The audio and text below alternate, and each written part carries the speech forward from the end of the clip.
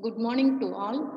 I am Velangani, Assistant Professor, Department of Commerce, Faculty of Arts and Science, Bharat Institute of Higher Education and Research.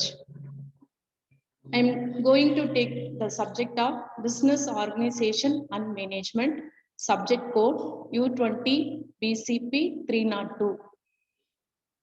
The topics are meaning and definition of business, nature and scope of business, objectives, characteristics, difference between business and profession, and then trade, meaning of trade, importance, types of trade, difference between trade and commerce.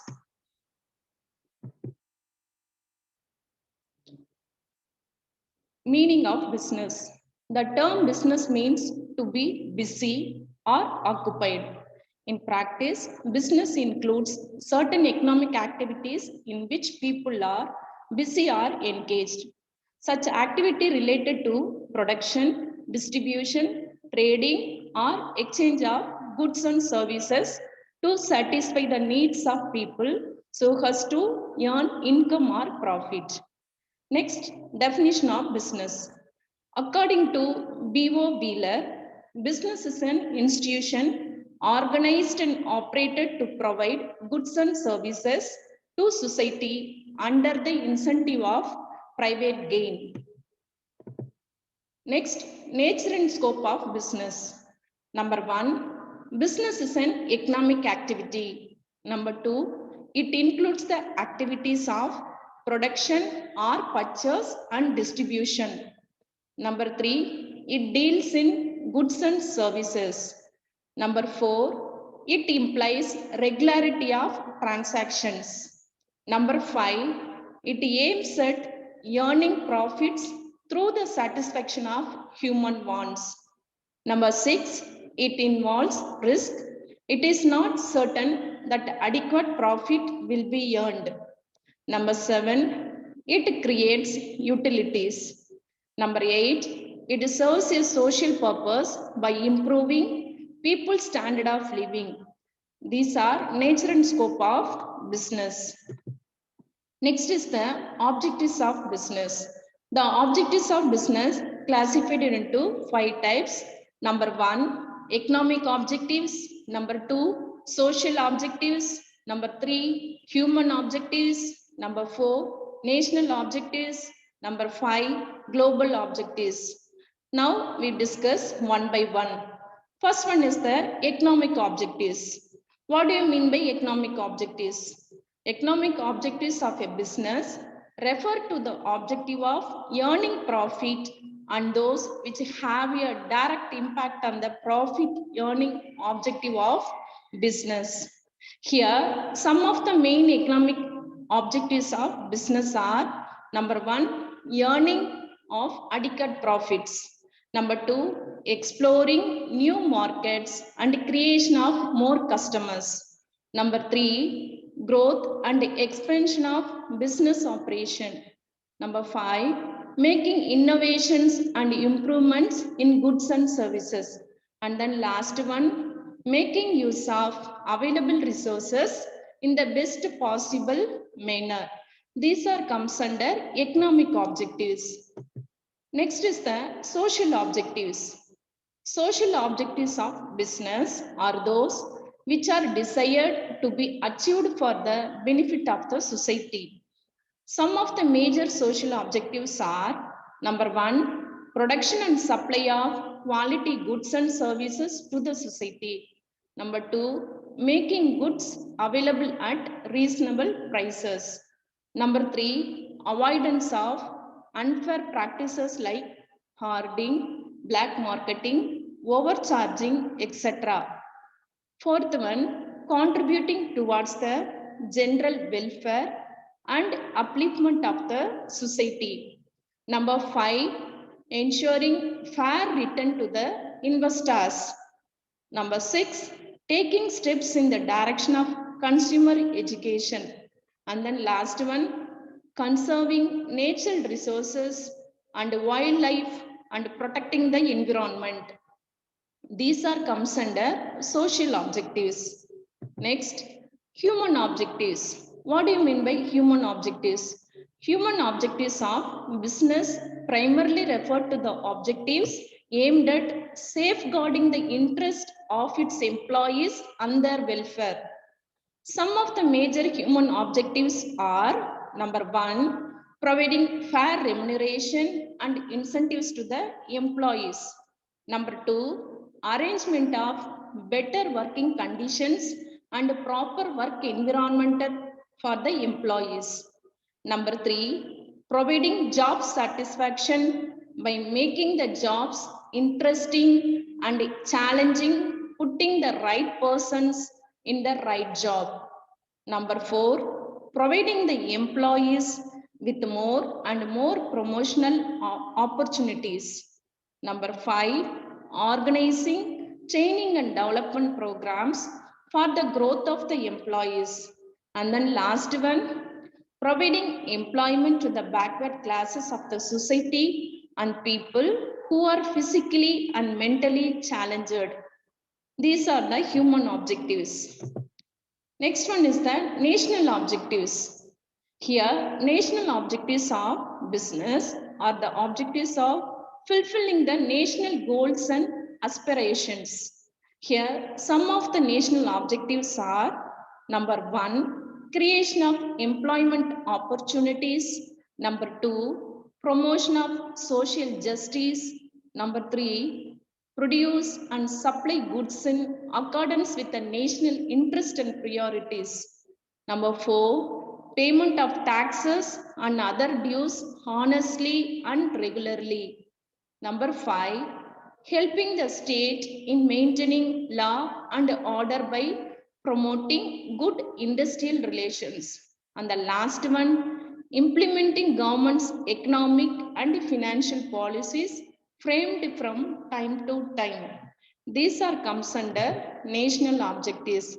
The last one, global objectives. What do you mean by global objectives? Global objectives of business or the objectives of facing the challenges of global market.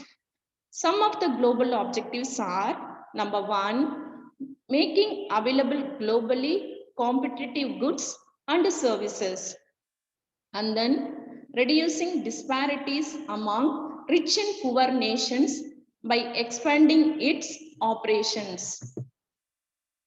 These are comes under objectives of business. Next one is the characteristics of business. The characteristics of business comes under number one, economic activity. Economic activity means buying and selling of goods and services. Second one, buying and selling. Third one is the continuous process. Fourth one is the profit motive. Number five, risk and uncertainties. Number six, creative and dynamic. Number six, customer and satisfaction. Number seven, social activity. These are the characteristics of business. Next one is the comparison of business and profession. Here, basis for comparison of first one is the meaning. In business side, what do you mean by business? Business is an economic activity concerned with the production or purchase and sale of merchandise and rendering of services with the purpose of earning profit. Here, profession side, profession is a form of economic activities wherein special skills, knowledge and expertise is required to be applied by the person in his occupation. The second point is based on basic objective. Here, business side, basic objective is the earning profit. In profession side, rendering service to the society. Number three, third comparison, establishment. Here, business side, on the decision of entrepreneur and fulfillment of legal formalities. In profession side, membership of the respective professional body and a certificate of practice. Fourth point, based on qualification. In business side, here no minimum qualification, but a profession side, specialized knowledge of studies required. Number 5, based on capital. Here business side required as per the size and nature of business. Here profession side limited capital is required. Next, based on reward. In professions, in business side, profit is necessary. In profession side, professional fees. Next, based on code of conduct. In business side, no prescribed code of conduct, but profession side, code of conduct prescribed by the professional bodies needs to be followed. Here, based on advertisement side, here business side is products and services are advertised to increase sales. So here advertisement is very, very important in the business side. But a professional side, advertisement is prohibited as per professional code of conduct. Next, based on transfer of interest. Here, business side, transfer of interest is possible, but profession side, not possible. Next, based on risk factor. In business side, always risk factor is present, but profession side, risk factor is not always present. These are the points comes under comparison of profession and business. Next is the trade. First, we discuss about what do you mean by trade. Trade refers to buying and selling of goods and services for money or money's worth. It involves transfer or exchange of goods and services for money or money's worth. The manufacturers or producers produce the goods, then moves on to the wholesaler, then to retailer, and finally to the ultimate consumer. This is the meaning of trade. Next is what are the importance of trade? First point is the optimum utilization of resources. Second one, employment. Third one, expands aids to trade. Fourth one, standard of living. Fifth one, spread effects. Seventh one, revenue to the government. The last one, economic development. These are the points comes under importance of trade. We discuss one by one. Number 1, optimum utilization of resources. Internal trade involves buying and selling of goods within the domestic market. The goods are produced by manufacturers. The producers required resources such as raw materials, manpower, machineries, etc. To produce goods, therefore, there are proper utilization of resources. Number 2, employment. Internal trade facilitates production. So it provides considerable employment to skilled and unskilled workforce in the industry. It is also require a number of middlemen like wholesalers and retailers. Next point, expands aids to the trade. There are a number of aids to trade such as banking, insurance, advertising, etc. The growth of internal trade helps to expand the aids to trade. The expansion in aids to trade not only generates employment but also facilitates more business. The fourth one is the standard of living. Internal trade provides employment to millions of people. This results in increase in the income of the society. The increase in income generates more purchasing power. Next one, fifth one, spread effects. Because of the internal trade, a number of supporting industries comes into existence. For instance, because of the trade in textile industry, a number of other related industries come into existence, such as textile machinery industry, dyes industry, etc. Next one is the developing of backward areas. In internal trade facilities, production in backward areas may be because of government incentives or because of the availability of cheap labor or raw materials. Next is the revenue to the government. In internal trade begins tax revenue to the government in form of excess duty charged on production, corporate tax charged on profits, custom duty on imports. The last one is the economic development. All the above factors, that is higher employment, higher production, expansion of aids to trade, development of backward areas, etc., result in increase in national income. Therefore, there is economic growth and development of the nation. The 8 points comes under importance of trade. Next is the different types of trade. Types of trade classified into two types. Number one, home trade. Number two, foreign trade. Next, the home trade subdivided into two types, wholesale trade, retail trade. And then foreign trade subdivided into three types, import trade, export trade, entry-port trade. We discuss one by one. Trade can be divided into internal trade, otherwise home trade or domestic trade. Second, external trade or otherwise foreign trade or international trade. We discuss one by one. Number one, internal trade. What do you mean by internal trade? Internal trade is also known as home trade.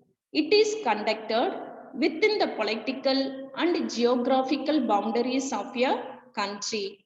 It can be at local level, regional level, or national level. Hence, trade carried on among traders of Delhi, Mumbai, etc.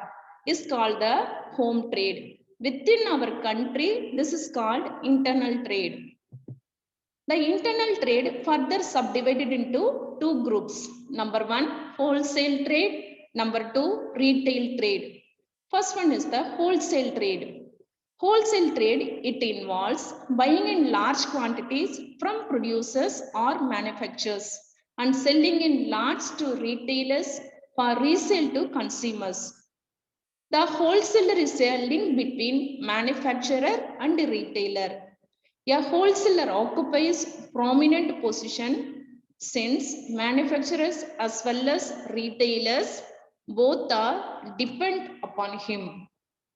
Wholesaler acts as an intermediary between producers and retailers. This is called wholesale trade. Next is the retail trade.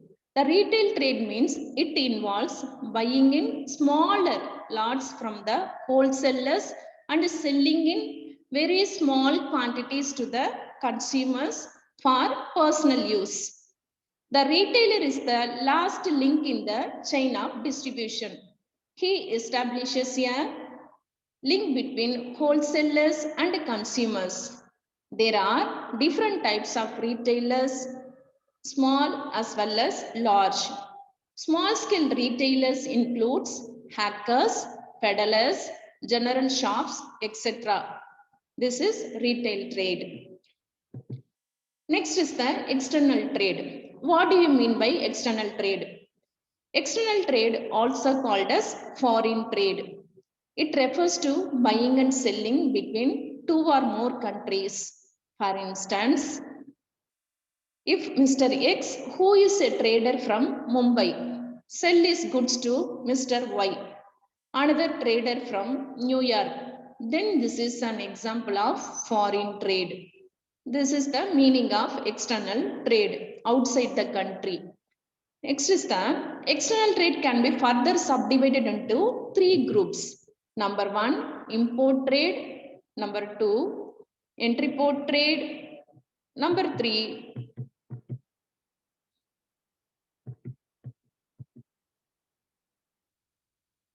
export trade.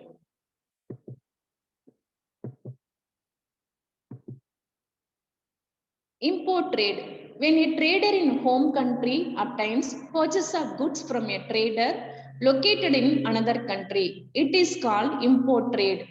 For example, a trader from India purchases goods from a trader located in China.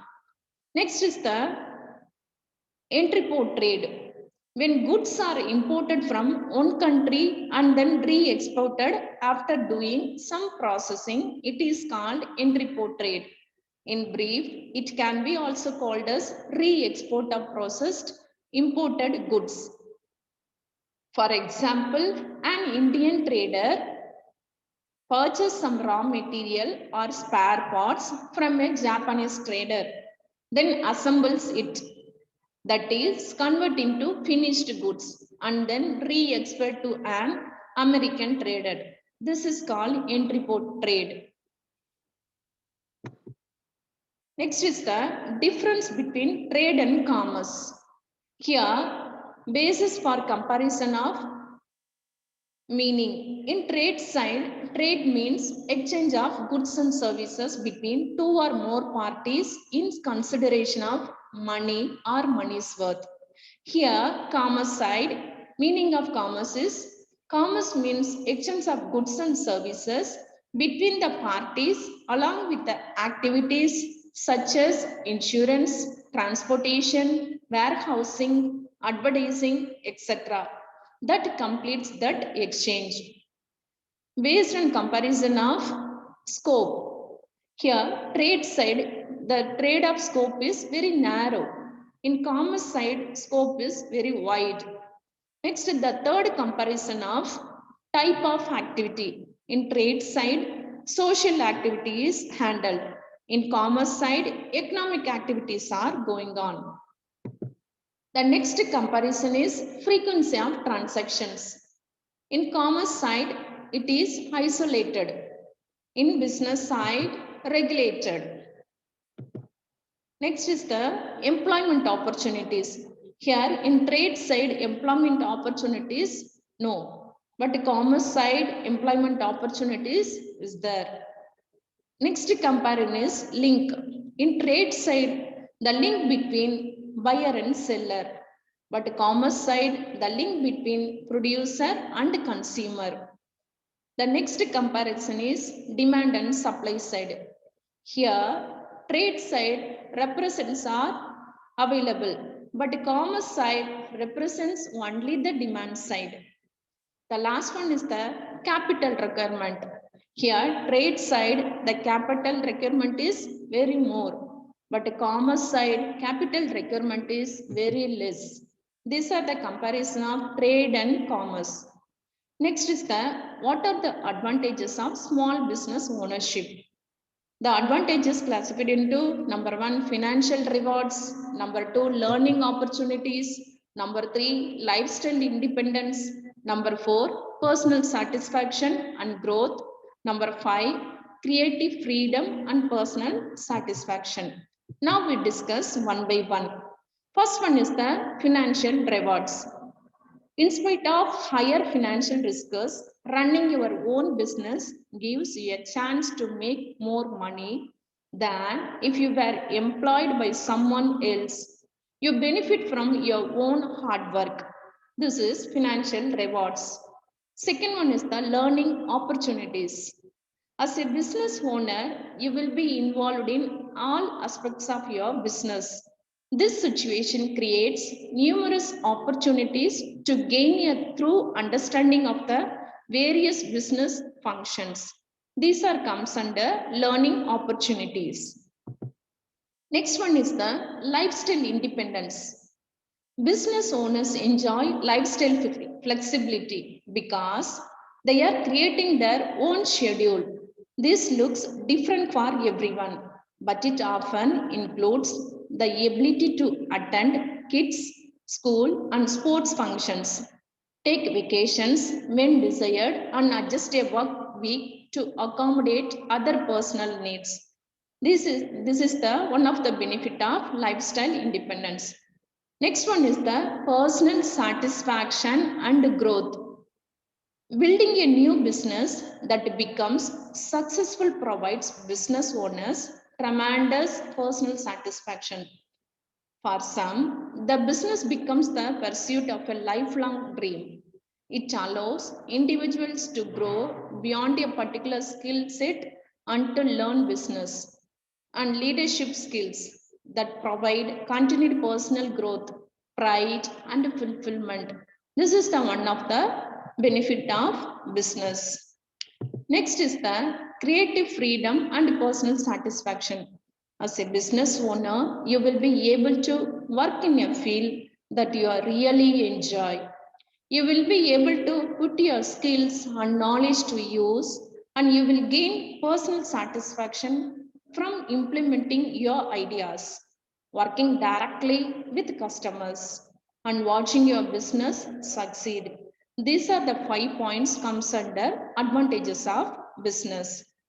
Next is the disadvantages of business. Number 1 is the financial risk. Number 2, stress and health issues. Number 3, time commitment. Number 4, undesirable changes. We discuss one by one. Number 1, financial risk. Losing money is one of the biggest risks of owning a business. There are startup costs for materials and business establishment as well as monthly obligations. Costs are vary depending upon the type and size of the business. Many business owners take out a loan when starting a business, which means they are in debt from day one while also trying to generate revenues. So in this business, financial risk is one of the disadvantage. Next is the stress and health issues. The second disadvantage is stress and health issues. Business owners tend to experience high levels of stress as well as health issues. Not having a consistent paycheck means business owners always need to generate new sales and revenues. Owners often experience significant variations in monthly income and have potentially higher debt accumulation. Bigger business that have a higher monthly overhead and payroll mean the business owner is responsible for others' livelihood, which also adds to personal stress. So this is the one of the disadvantages of business. Next is that time commitment. Starting a business requires a time commitment. The freedom of working on your own time and having your own lifestyle is there, but it is often sacrificed to ensure the business success. So, although a business owner has the ability to attend his kids' baseball game, he might work a regular 90-hour work per week. This is the one of the disadvantages of business. Next is the undesirable duties. When you start up, you will undoubtedly be responsible for either doing or overseeing just about everything that needs to be done. You can get bogged down in detail work that you don't enjoy. As a business owner, you will probably have to perform some unpleasant tasks like firing people. This is the one of the disadvantages of business. Thank you to all.